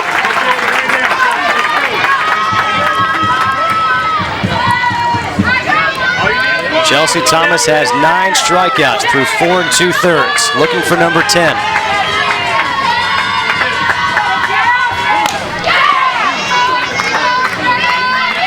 Out in front of that pitch, stays 1-2 to Jenna Clifton.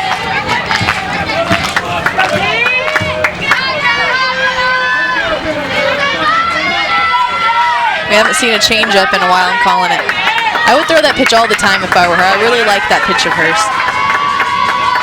Let's see on the 1-2. She goes on the outside corner. It wasn't a change, but still a strikeout. Her 10th strikeout of the night. Chelsea Thomas has given up 1 hit through 5 innings and struck out 10. We're through 4.5, 2-0 Missouri.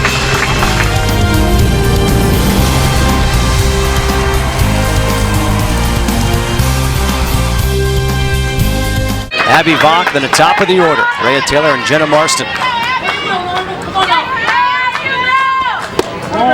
First pitch is low and inside to Vach, who struck out looking her first time up.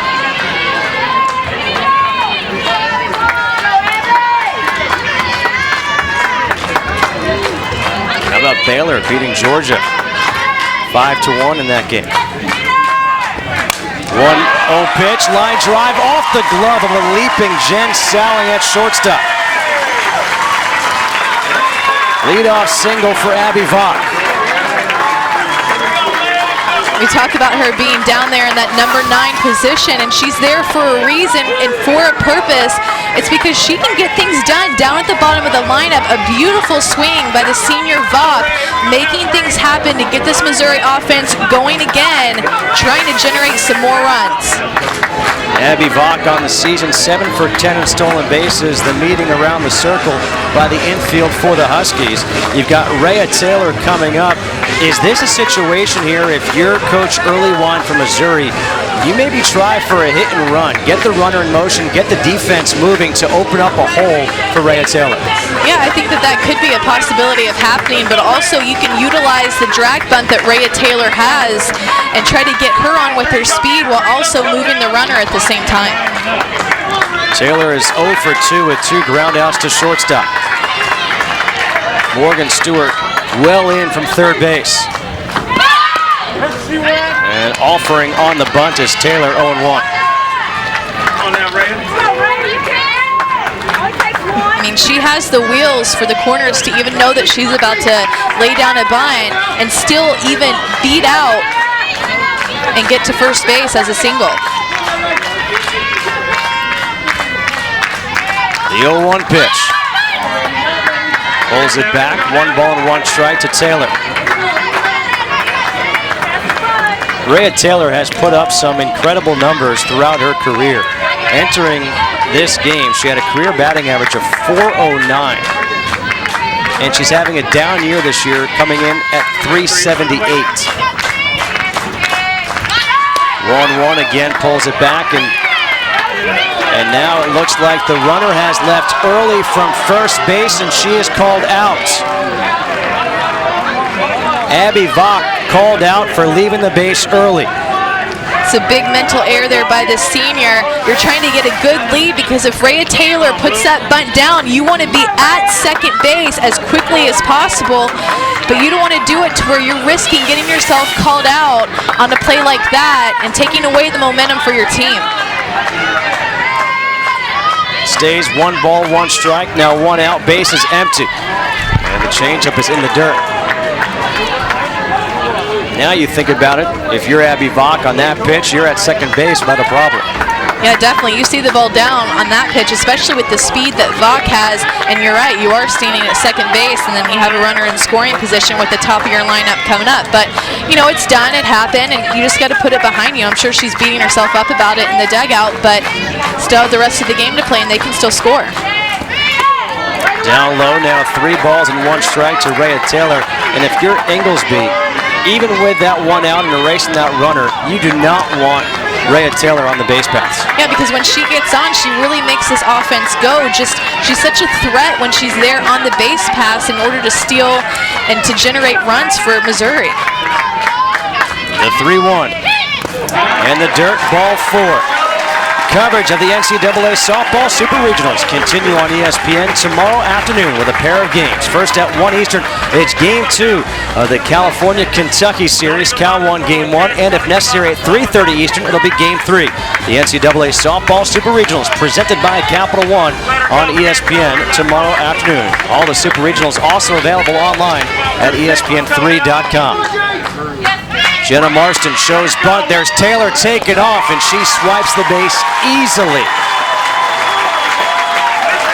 I mean, it's pretty much automatic when she gets to first base that she's going within the first 2 pitches. I mean, to see her run in person, she flies down to second base, gets still a pretty early lead, and comes in hard at second base. So far, Missouri in the postseason, regionals and now super regionals, a perfect 18 for 18 in stolen base attempts. Timeout asked for by Shauna Wright, wants to go out and speak with her pitcher, Rhea Taylor. I mean, look at this, career ranks at both Missouri and the Big 12.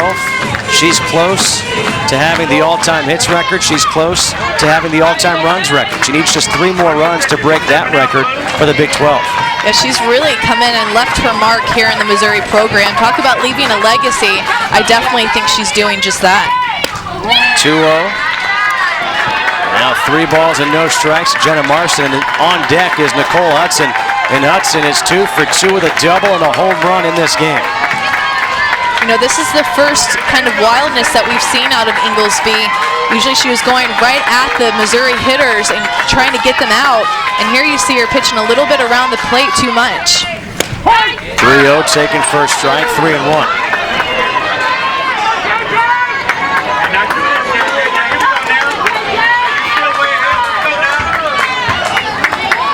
With Taylor on at second base, you almost feel like a base hit to the outfield would score the run.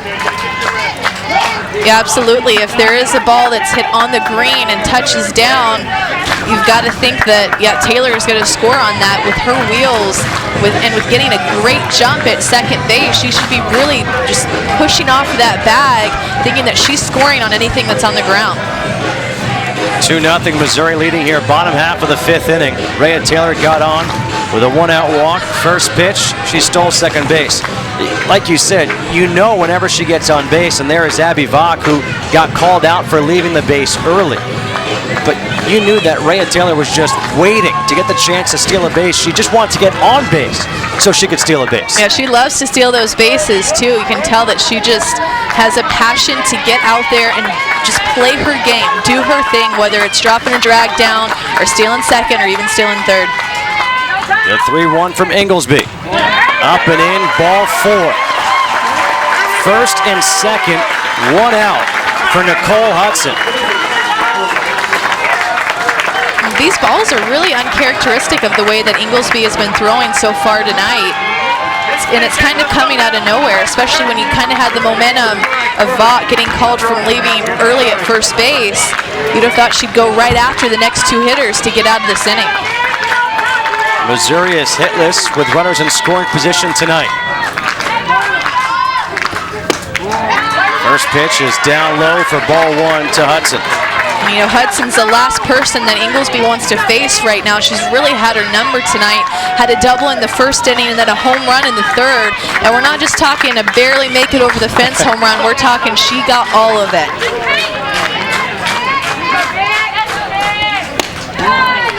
Down low again, 2 balls and no strikes. This was the last at bat for Nicole Hudson on a 3-2 pitch out over the plate, and she crushed it to straightaway center field. Yeah, the ball had really no chance of staying in the field. She definitely got all of it.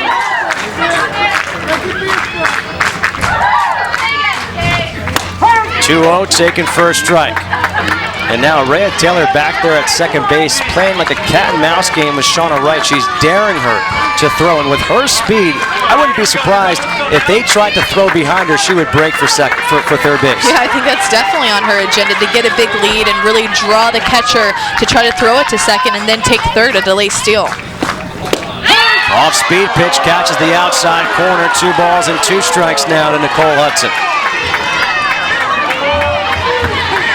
And it'd be really huge if Inglesby could pitch out of this situation. We've seen her do it tonight. There you see an off-speed.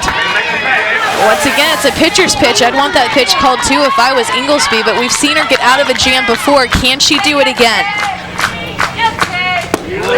Goes back to the changeup. And now it's 3 balls and 2 strikes.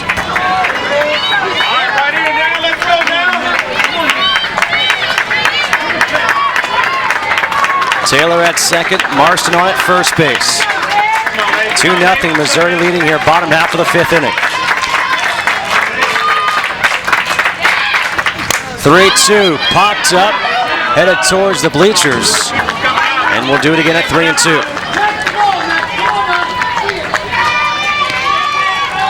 It's a big-time matchup right here. If Inglesby could get Hudson to pop up to the infield or throw a ground ball to the infield, that would be huge momentum for the Washington Huskies to get Hudson out.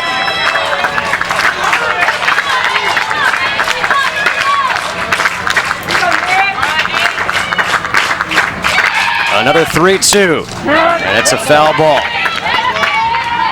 Hudson just looks so comfortable right now at the plate. She does, but Inglesby is throwing her some very good pitches that Hudson's just doing a good job of fouling it off, especially that inside pitch right there. You could tell that Hudson just at the last minute threw her hands at it, was expecting a little bit further outside, got jammed. Inglesby is doing a great job of hanging with her. Another 3-2 pitch by Inglesby. And it's up high. It was ball 4. Otherwise, it would have been a strikeout, throw 'em out, double play. But instead, it's 3 straight walks issued by Caitlin Inglesby to load the bases with 1 out. Now for the cleanup hitter, Ashley Fleming. I think it's a good timeout here by the Washington defense. Shauna Wright initiated it from the catcher's position. Jen Sally, Morgan Stewart being the seniors on the team, kind of settling their freshman pitcher down. Hey, we have your back. You throw us a ground ball, we're going to get you an out right here, because especially with that left side of the infield with Morgan Stewart and Jen Sally, they can and will make a play for their freshman pitcher. That left side of the infield, senior leadership. Bases are loaded, 1 out for Ashley Fleming. And there's the ground ball, the backhand play by Sally. She has a double clutch and gets the out at first base. An RBI ground out for Fleming. Her second RBI of the game makes it 3-0. Inglesby doing exactly what she needed to do in this situation, throw a ground ball out to her shortstop. Salling uncharacteristically bobbles it just a little bit, but a heads-up play to go ahead and get the Fleming out at first base for an out. You can just see how Salling didn't have that grip on the ball, didn't have the confidence to throw home and throw a strike, especially with a speedy Rhea Taylor. Yeah, and when you have that speed, Salling knew very well that Rhea Taylor was at third base and the speed that she possesses, and that put pressure on Salling to make a quick play and a quick decision. But good job by Salling of still being able to get an out so that Inglesby has 2 outs to work with here. A pinch hitter, Mackenzie Sykes, now at the plate. And the first pitch gets past the catcher, and here comes Marston in to score. 4-0 Missouri on top as Hudson moves down to third base.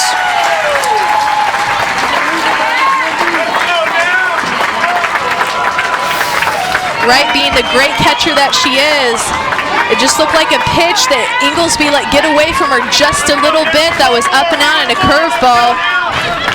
It's a good read to be able to score on that job. Jenna Marston recognizing it automatically and seeing the ball down, running as fast as she can to score. Sykes chases the rise ball. 1 ball and 1 strike. A wild pitch charge to Caitlin Inglesby allows the run to score.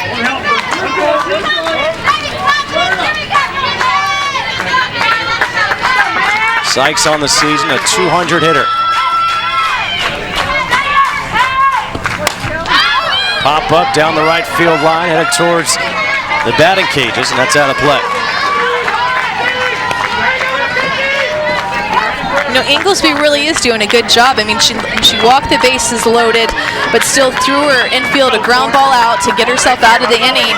And then just, you know, a wild pitch. We haven't seen her throw a wild pitch all night. Uncharacteristic of her, but she has shown a little bit of wildness here in this inning with the 3 walks. Those 3 walks certainly coming around to hurt her here. Now the 1-2. Missing outside, 2 balls and 2 strikes, and we do see some action in the bullpen for Washington. Jenna Clifton warming up, and you have to wonder now with a 4-0 deficit at this point, how much longer do you keep Inglesby in, knowing that if you lose this game, you have to win 2 tomorrow? I think that you still have to go with your pitcher and your ace. 2-2, foul back. Who you've been relying on, you know, for pretty much this whole year, because she still can get it done. She, even though she has shown a little bit of inconsistency with her spots and loading the bases, she's still, I mean, she's doing a good enough job to throw outs, and you want to win with your, have a shot to win with your best pitcher out there.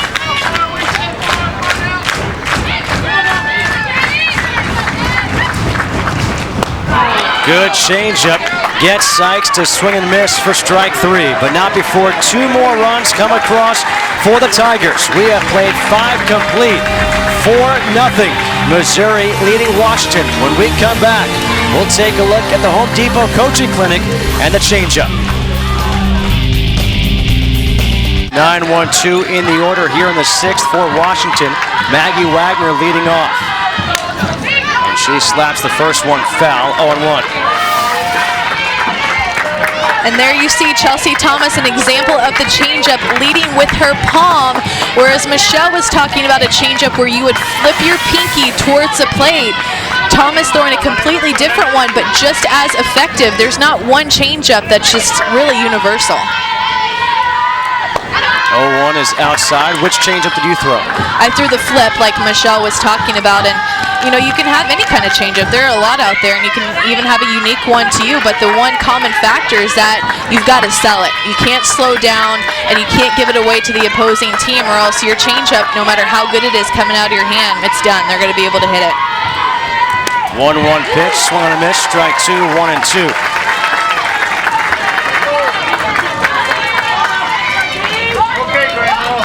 Wagner, one of the 10 strikeout victims in the game so far for Chelsea Thomas.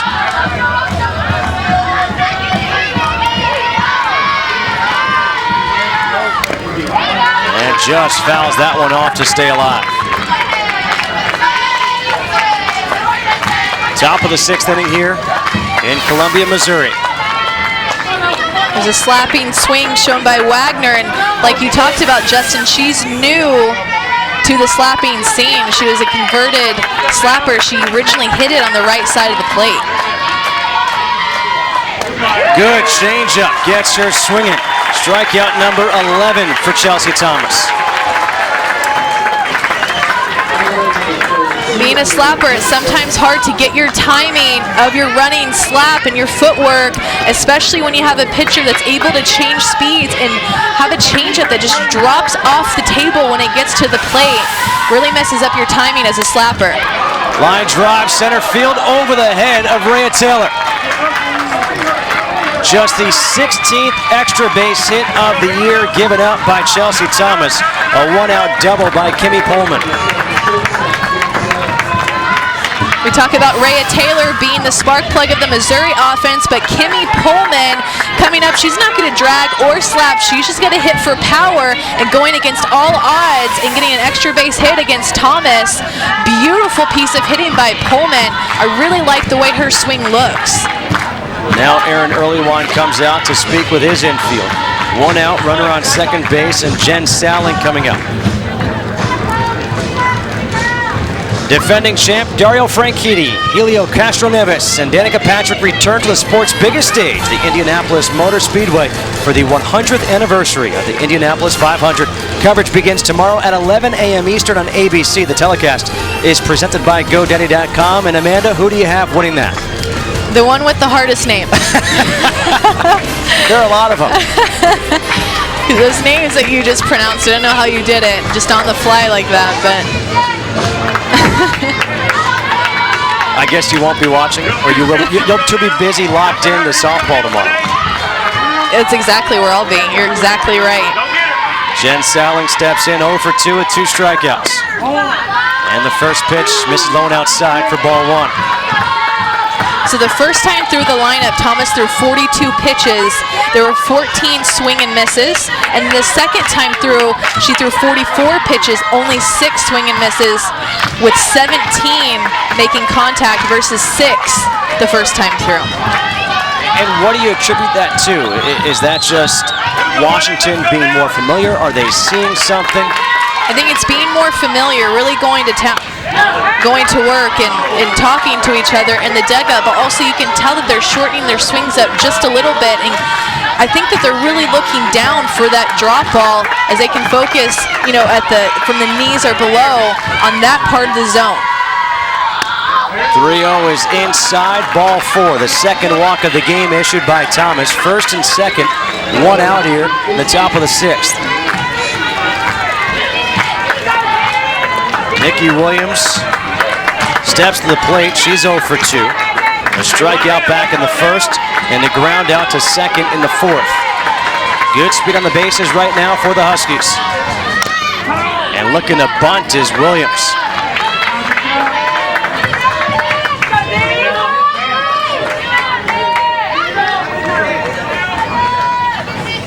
Chelsea Thomas breezed through the first 9 hitters.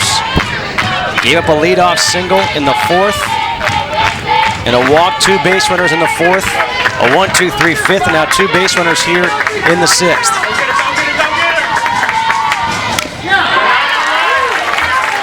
Foul tip by Nikki Williams, and it's 0-2. Coach Tarr called Nikki Williams her most consistent hitter in the lineup this year, and in 2010, Nikki Williams had some big clutch hits for Washington in the postseason and really all year long. Coach Tarr gave a lot of credit to the swing that Williams has had all year. 0-2 rise ball chased and missed by Williams. 2 away here in the 6th. It's a big out by Thomas, as we were just talking about how of a consistent hitter Nikki Williams has been. It's a rise ball on the outside part of the plate. Nikki Williams not real sure if she wanted to swing or not, and I can see why, because that was a pitch that started out of the zone and ended out of the zone.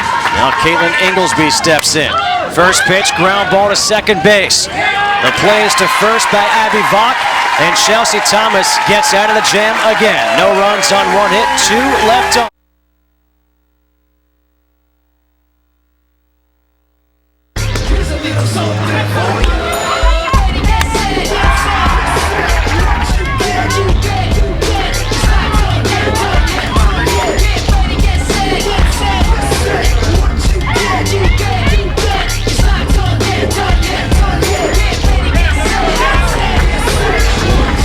Welcome back to the NCAA Softball Super Regionals, presented by Capital One. Here we are, bottom half of the 6th inning at University Field, and we look back at this game, and Chelsea Thomas has 12 strikeouts through 6 innings.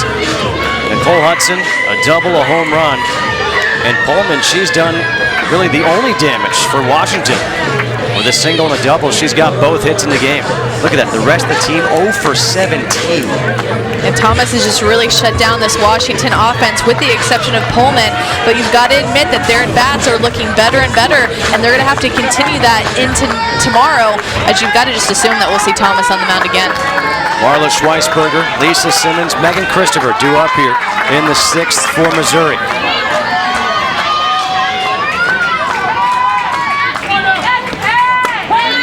First pitch change up in their first strike. You know, something new that we've seen with a lot of pitchers this year is an outstanding changeup, and Inglesby being no different. Throwing it on any kind of count, especially in a first pitch, getting these Missouri hitters looking. Pop up, foul territory. And there's the play by the catcher, Shauna Wright. Now, Shauna Wright was actually lucky on that play, making that catch. She never turned her back to the infield. Yeah, and that's something that you want to do as a catcher. Immediately when you see the ball in the air, you want to turn your back to where your back is towards the actual field so that you can square around and catch the ball. One away now for Lisa Simmons. Simmons is 1 for 2. As Inglesby is at that 100 pitch mark, but here in softball, the 100 pitch mark doesn't really have a meaning. Off the end of the bat, shallow right field. Coming in to make the sliding catch is Ashley Tuiasosopo. Great play by the right fielder. And I love to see the outfielders just laying it all out there, going as hard as they can to a ball. She reads it immediately off the bat, gets a good jump, and she knew you could see the smile as she was about to start her slide that she was going to slide and try to catch it as soon as she saw it in the air. That name, Tuiasosopo, very familiar to a lot of Washington Husky fans, familiar to all of college sports fans, as we have a pinch hitter here for Missouri, and that is Madison Rugberg. Rugberg hitting here for Megan Christopher. 2 away now for Rugberg. And the first pitch is high and outside. Usually Rugberg, a better hitter against a rise ball pitcher, and we've seen that out of Inglesby throw the ball up as you see her miss high on the first pitch even. That's right up Rugberg's alley.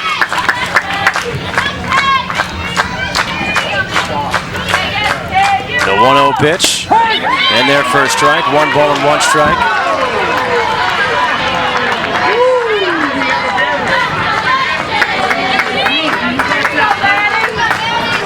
Talking about Ashley Tuiasosopo, her brother Marcus was a quarterback at Washington from 97 to 2001, played for the Raiders. Her brother Zach played from 01 to 05. Good changeup, 1 ball and 2 strikes. Her other brother Matt plays baseball in the Seattle Mariners organization.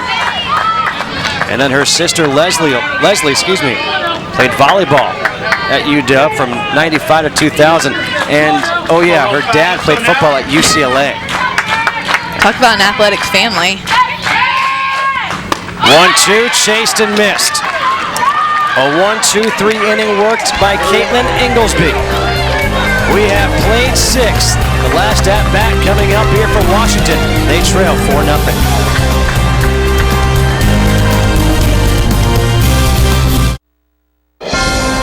The NCAA Softball Super Regionals is presented by Capital One Venture Card. What's in your wallet?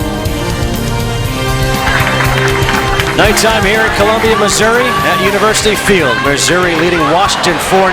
A great crowd on hand. As a matter of fact, a record crowd on hand. 2,535 here at University Field, breaking a mark they set earlier this year. Top of the 7th inning we go, and we've talked so much about the One State, One Spirit, One Mizzou t-shirt that has been sold, trying to raise money for the victims of the tornado. And so far, Chelsea Thomas has given these fans in this state a thrill here tonight. Yeah, Chelsea Thomas has really been on her game almost all night with the exception of an inning or two there, but then throwing all of her pitches using her rise, her drop, and her change has been buckling the hitter's knees at the plate. Just done a great job of keeping Washington off balance and off of the bases. 12 strikeouts through 6 innings by Chelsea Thomas, giving up 2 hits. Those 2 hits both to Kimmy Pullman, the leadoff hitter for the University of Washington. She has walked 2 batters. You can see the consistency that Thomas has in her pitches and the effectiveness that she's able to use just 3 pitches but still have so much success with those 3 pitches because of the pinpoint accuracy that she usually has, with the exception of 2 walks tonight. Morgan Stewart leading off here in the 7th, takes the first pitch changeup for a ball. Stewart 0 for 2, a strikeout and a ground out to third base her last time up.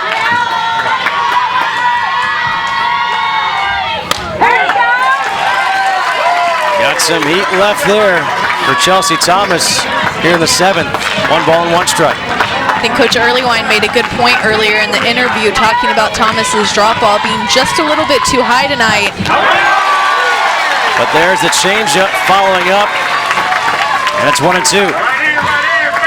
Tomorrow we'll see if she can come back and make that adjustment to throw her drop ball just a little bit lower, but that changeup is just such a great pitch and a tool for her to use really with any count. You really never know when it's coming. She never gets in a pattern with it. The hitters can't guess when she's ever going to throw it. 2 balls, 2 strikes to Morgan Stewart leading off here in the 7th. Down low, now 3 balls and 2 strikes. It'd be huge right here if Morgan Stewart could find a way on. Get something going for the Huskies here in the top of the 7th.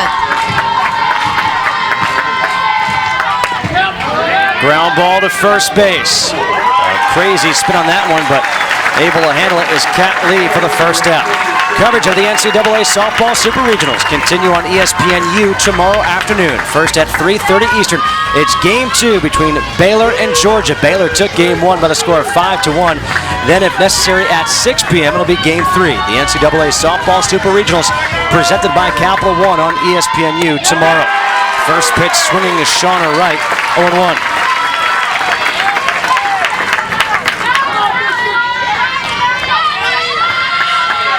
Oh for 2 with 2 strikeouts, 1 looking, 1 swinging. Quickly 0-2. It's really important for Thomas right here to go after these hitters. She's up by 4 runs. Going full count to Morgan Stewart, kind of unnecessary. She needs to go at these hitters. You're up by 4 runs. Go at them. Change up, ground ball left side. Nice play by Hudson. Throws across, 2 away.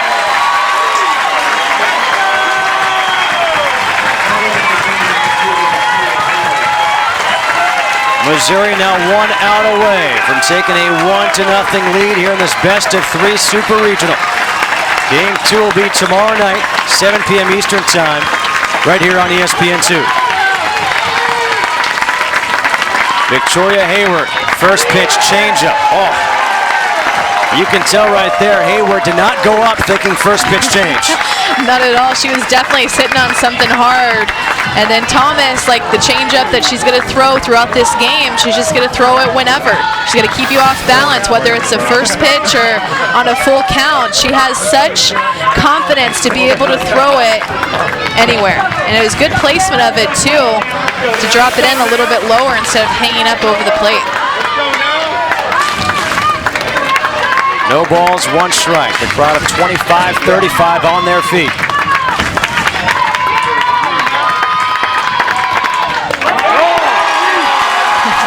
Oh-2. If I were calling pitches right here, I think that I'd throw it again. That's 2 changeups in a row. Why not throw it again just for fun? Right here, 3 in a row. She's got 12 strikeouts on the night. The 0-2.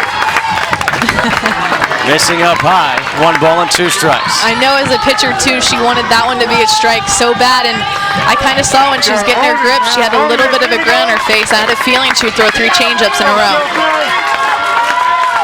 Thomas is 1-2. Got her swinging. And Missouri takes game 1, 4-0.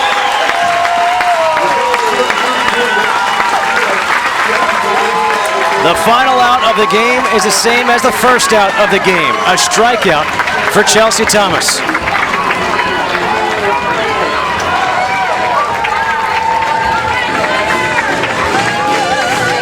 Chelsea Thomas picks up her 30th win of the season.